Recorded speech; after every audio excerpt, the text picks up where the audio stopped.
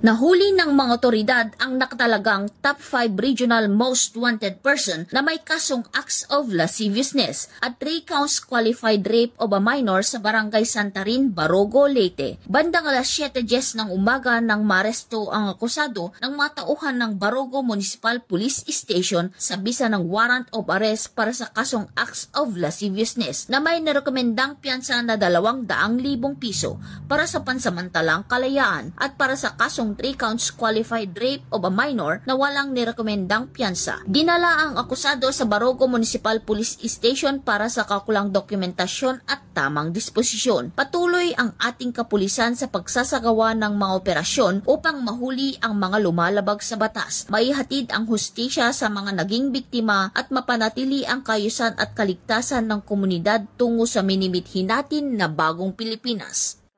Mula dito sa Eastern Visayas, ako ang inyong PNN correspondent, Patrolwoman Palafox, alagad ng batas, tagataguyod ng Balitang Pulis.